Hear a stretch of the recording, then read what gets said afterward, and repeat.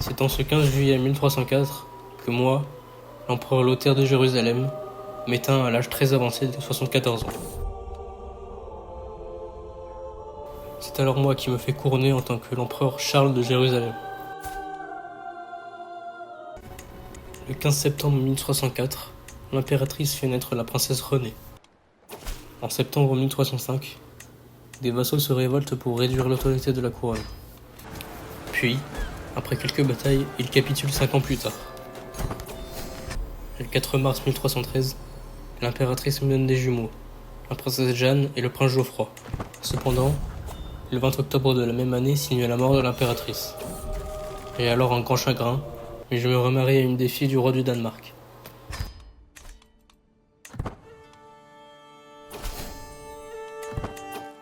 Le 10 février 1315, je déclare la guerre à l'Empire byzantin ayant été restauré par un empereur bulgare, afin de cette fois annexer l'île de Crète.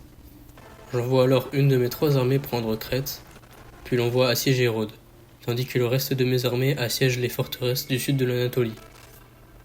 Nous annexons l'île de Crète lors du traité de paix en 1317. Le 13 juin 1318, ma femme donne naissance à des jumeaux, comme ma première femme. Ils s'appelleront Renaud et Jacqueline. Plus tard dans l'année, je subis une révolte d'orthodoxes à Constantinople. J'envoie alors l'armée les massacrer, ce qui met fin à la rébellion.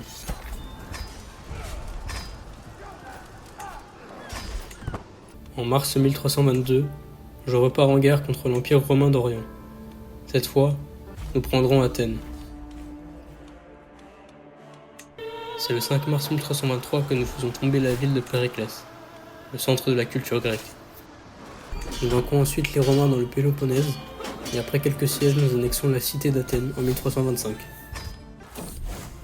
Une fois encore, le pape appelle à la croisade pour Valence.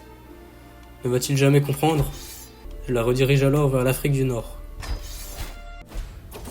En avril 1327, je pleure la mort de ma fille Renée. Cependant, les forces croisées dont nous faisons partie perdent rapidement la plupart des batailles. L'avenir de la croisade reste incertain. C'est également en août 1329 que je peux changer la loi de succession de l'Empire et établir la primogéniture. C'est en 1331 que nous remportons une grande victoire des forces croisées face aux Sarrasins à la bataille de Charchal. Les forces musulmanes subissent même environ 4 fois plus de pertes que nous.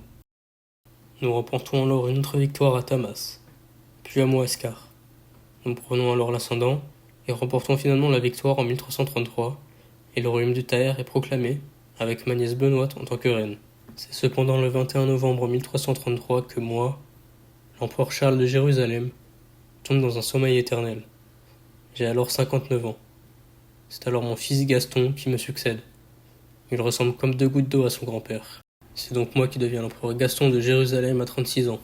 Ma première décision, aussi honteuse soit-elle, est de faire assassiner ma cousine, la reine du Taher, afin d'hériter de son royaume, ce qui agrandirait grandement l'Empire.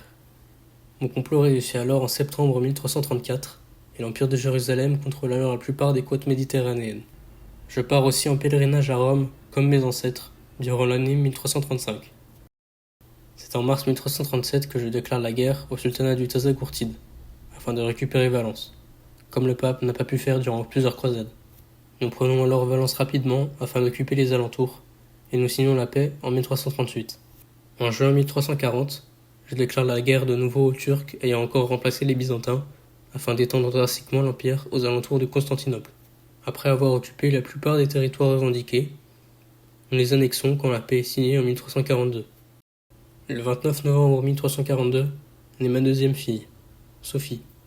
Le 8 février 1343, je déclare la guerre au sultan du Maghreb afin d'annexer ce qu'il me reste de territoire musulman en Afrique du Nord. Nous levons l'armée et appelons même les Templiers. Ça faisait longtemps. Nous l'évacuons d'abord à Arxoul, puis la reine me donne une nouvelle fille le 22 février 1344, la princesse Élodie. Nous sommes cependant défaits à plusieurs reprises, mais lors d'une énième bataille en Afrique du Nord, nous capturons le sultan ennemi et nous le forçons à capituler. Cependant, peu après notre victoire, nous apprenons une terrible nouvelle. Une épidémie comme jamais vue auparavant atteint notre territoire. La peste noire. L'effectif de l'armée de Jérusalem est donc fortement réduit, ce qui donne l'élan nécessaire à des révoltés. Nous effectuons cependant un grand massacre des rebelles orthodoxes à Chelaï, qui n'ont absolument rien pu faire face à notre armée bien équipée, coupée à la grande peste noire. On estime qu'il n'y eut aucun survivant parmi les 70 000 révoltés, et nous pouvons mettre fin à la révolte avec quelques massacres supplémentaires.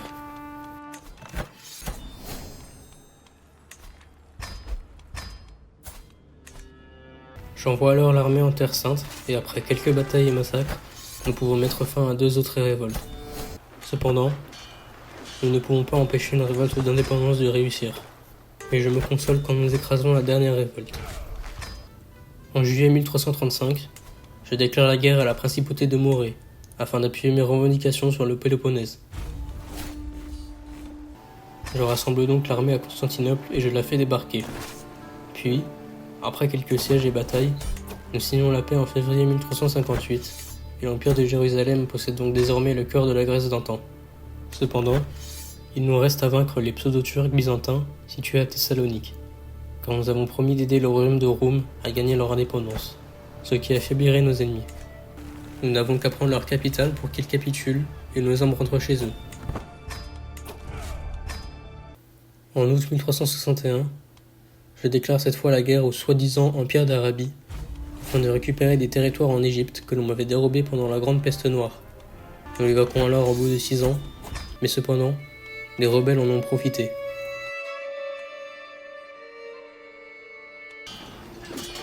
Ils mourront tous jusqu'au dernier. Moi, l'empereur Gaston, je m'endors alors paisiblement le 11 avril 1373 à l'âge de 76 ans. J'ai alors étendu l'Empire vers l'ouest, malgré les constantes révoltes. J'ai moi 41 ans. Moi, l'empereur Charles II de Jérusalem, et j'ai hâte d'entamer mon règne. J'en profite donc pour partir en pèlerinage à Rome en 1374, comme mes ancêtres avant moi. Le 12 octobre 1376, ma femme fait naître mon fils et nouvel héritier, le prince Baudouin. Le 15 juillet 1378, naît aussi mon deuxième enfant, la princesse Baudile. Puis, mon deuxième fils Gaston voit le jour le 28 septembre 1381. Cependant, il décède le 18 décembre d'une épidémie, avant que ce soit au tour de mon héritier, Baudouin, de s'éteindre à son tour.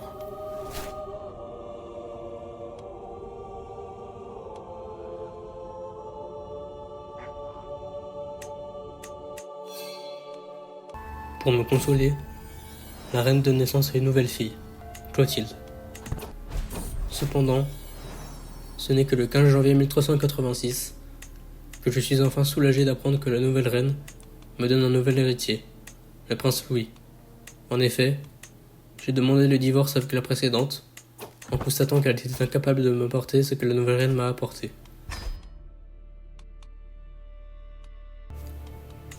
En avril 1386, je déclare la guerre à l'Empire Morabiti. Je lève alors l'armée et nous partons alors en Ibérie. Nous assiégeons donc les places fortes au sud, mais sommes battus à la bataille d'Arcos par l'ennemi. Nous partons alors assiéger une fois encore les places au sud, et dans la foulée, ma femme donne naissance à une nouvelle fille, Louise. Nous écrasons ensuite l'adversaire à Tanger, avec une large supériorité numérique. Nous les écrasons encore plus au sud, puis nous achevons leur arrière-garde près du détroit de Gibraltar, ce qui nous permet d'ailleurs de signer la paix en août 1388, et nous nous étendons dans le sud de la péninsule ibérique.